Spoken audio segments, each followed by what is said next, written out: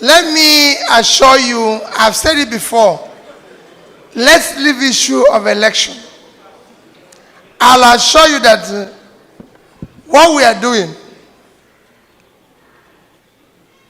the movement we are doing today,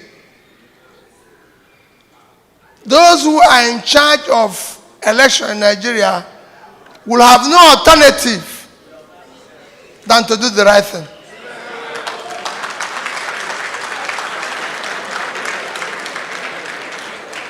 When I ran for governor in Anambra State, it was like this. But eventually, they found out that they had no alternative. And I assure you, this will happen. On the issue of ports and customs, somebody asked, I have visited about 6 countries. Today, Nigerian Ports Authority, which is supposed to be one of our great revenue generating agencies, is not doing or contributing up to 50% of what is expected from them. And also, issues we talk about customs. Customs live in the same society as political leaders live. As long as the political leaders live as corrupt as they are today, it will be difficult for other agencies to function. Very, very difficult. I'll answer that more when I talk about corruption, because they all same. Somebody talk about Nigeria need to pursue now and aggressively is security. Let nobody tell you it is difficult to fight security in Nigeria. Criminals cannot overrun a country. It's not possible. And I'll give you an example of what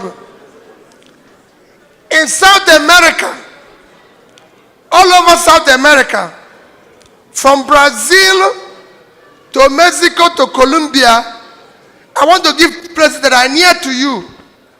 They've gone through what we are going through today. They've been through it. One is there's something you call natural security. The more you pull people out of poverty, the more you reduce criminality. Then you have to pull, and government supporting people to come out of poverty is not as difficult as we make it look. It's been done everywhere in the world. Even the amount that is being mismanaged and stolen can do that. In terms of issue of facing the remaining, Nigeria is, in terms of all our security agencies, the number of personnel is low, they are unequipped for the job. I was in Egypt. Egypt is a country of 100 million, and they have over 1 million police. Nigeria is 200 million, and we have 320,000 police. And I can tell you, I don't know whether any of you listen to the governor of Katsina. He says that the number of police in Katsina is 5,000. The whole of Katsina. And that you go to a station, you see 30, and they have only 10 guns. So even out of the Even out of the 320, one is that out of the 320, about 70,000 are following people around. We shouldn't be, including myself. Then the remaining 250, you now use the same ratio you use, you find out that only about 80,000 are armed. It won't work. We need to increase the number, and we need to immediately start state police.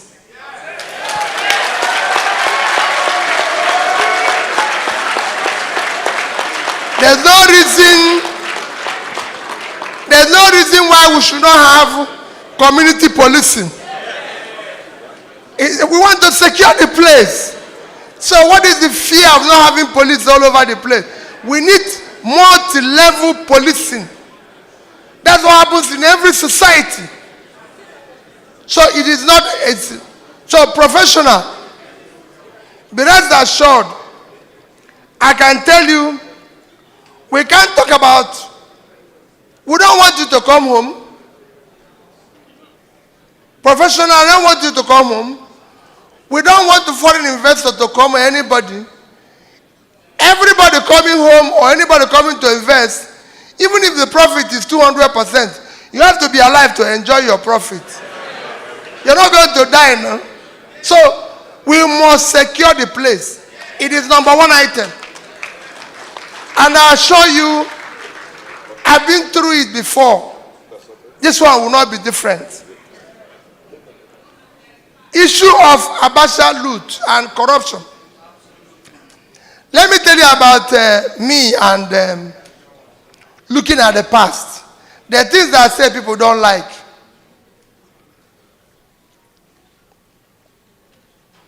If I'm serving today, if you say Peter Obi is the president tomorrow, don't think I'm going to spend my time looking at the back. Let me finish. I didn't say people at the back, nothing will happen to them. It's not my business. Those who are doing it can do it. But let me tell you, those who think about yesterday and today will miss tomorrow.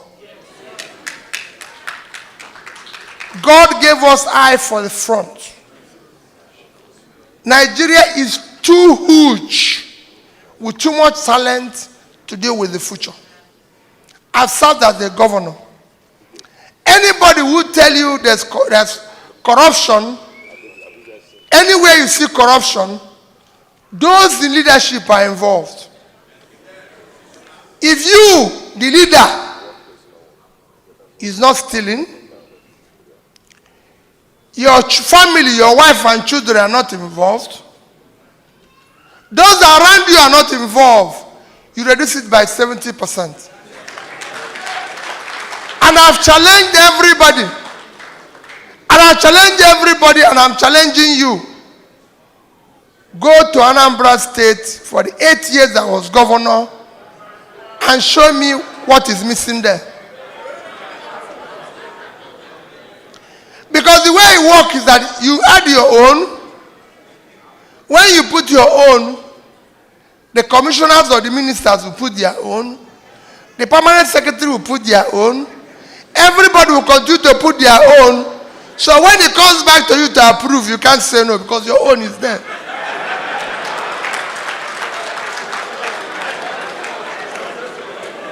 If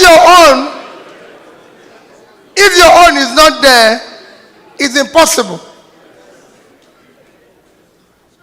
It couldn't have been possible for Anambra State. In 8 years, we did not borrow money. We didn't borrow money from anybody. We paid whoever we were owing. And I say it, and all of you, it is in banks in Nigeria. You have contacts in all those banks.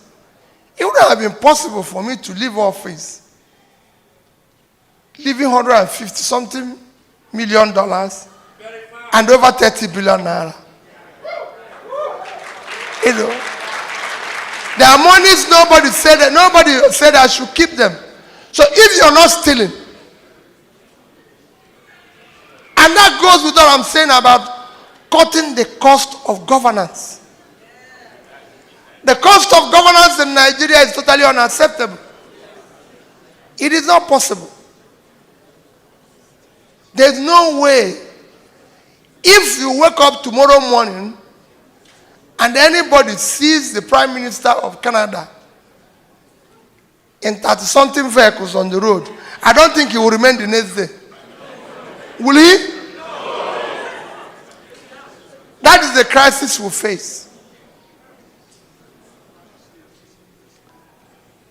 I don't think anybody has seen the wife in convoy. No, it's important you know this.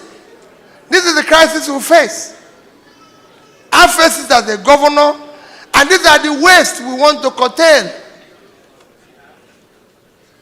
When I was governor, I faced the fact that people say, oh, you're the only governor without office of first lady. I'm very close to my wife. 2 of us live in the house and everything. But throughout the campaign, just like I'm going now, she never campaigned. Nobody voted for her. And suddenly, she appears from nowhere and being catered for government. These are the confusions we need to remove. You know that.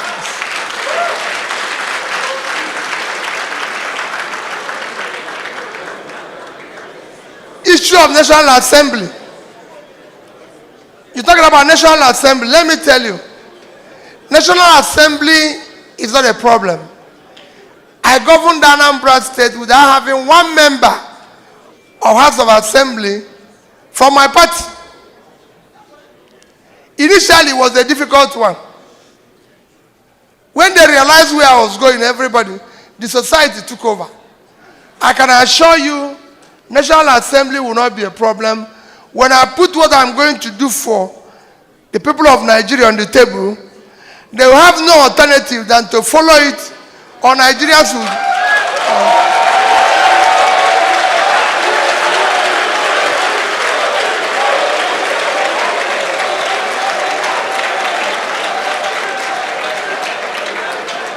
Let's deal with the next 5.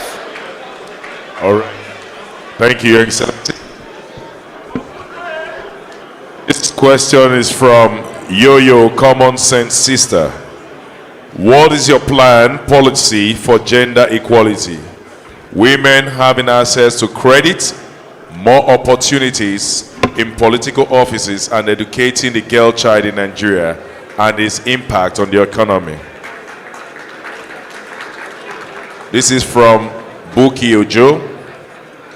What will it take you to do restructuring, tribal segregation, and religion? This is from Igbo Union of Canada. How can you solve the problem of power sector differently from previous government? What? How can you solve the problem of power sector differently? Power. Yes, power sector. Yeah, the power sector differently from previous government. This is from Cynthia Okudili from POSN. With the surge in migration of healthcare professionals, how do you plan to create sustainability and reverse this trend? This is from Benjamin Orokeke, Junit from POSN as well.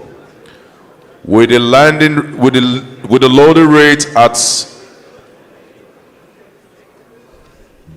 this is not clear. Please, your handwriting is not visible. I'll take the last one from here, Your Excellency. This is from Dr. Dave Wabo. How will you solve recurring ASU strike issue when elected as President of Nigeria?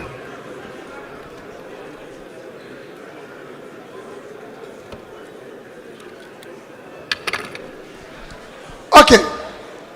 Well, we'll start with gender equality.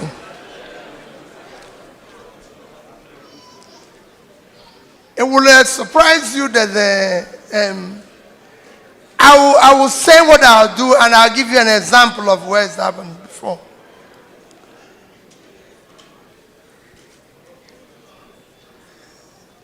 One of the greatest assets we've not utilized is investing in women.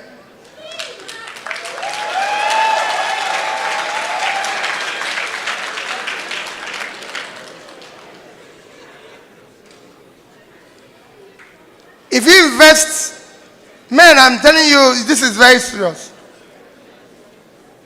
If you invest in women, I assure you, you're going to get better return than if you invest in men.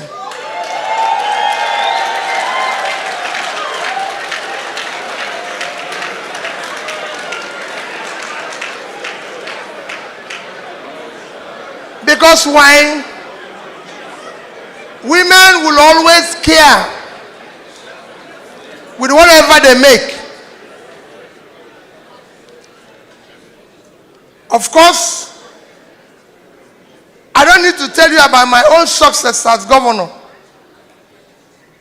I can tell you, before I became governor, I was chairing one of the successful banks in Nigeria.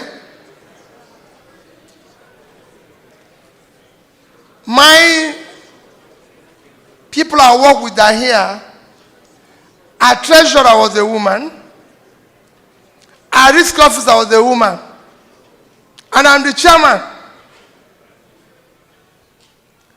These two persons will always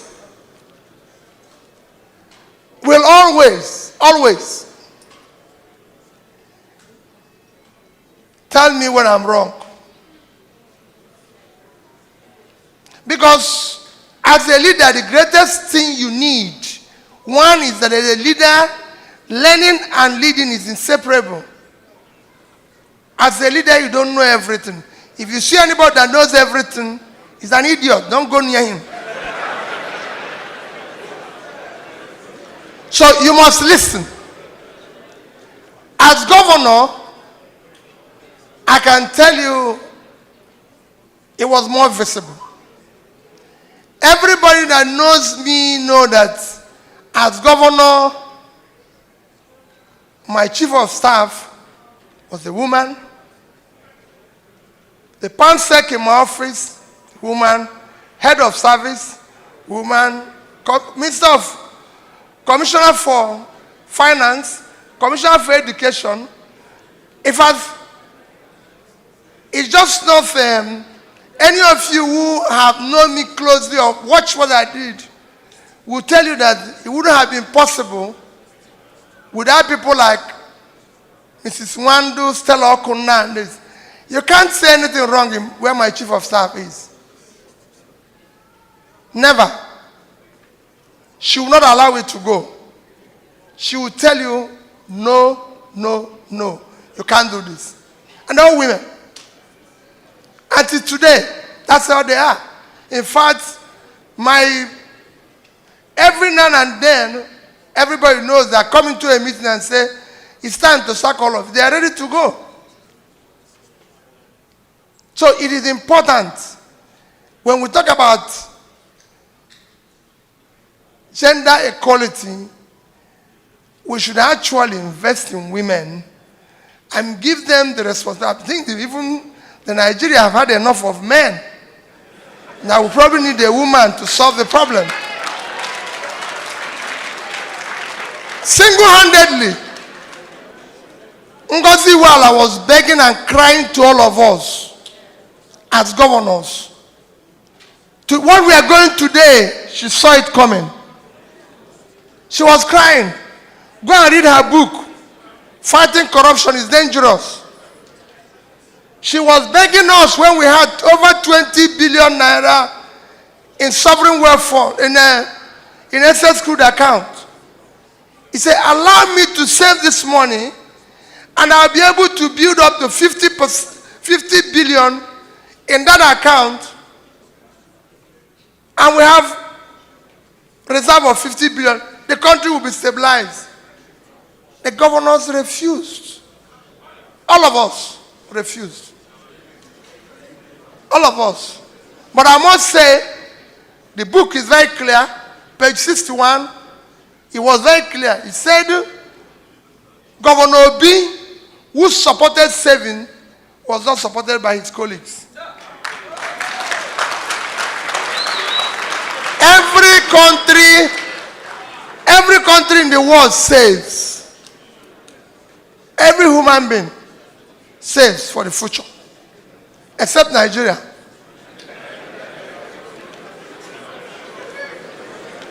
Issue of restructuring.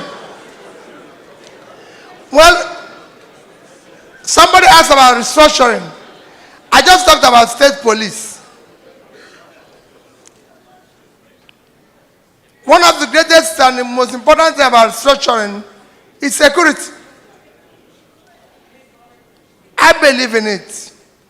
We must lay the foundation that is proper for our enduring federal system of government, and that is restructuring the country to make it more competitive. Federal government have nothing to do with education.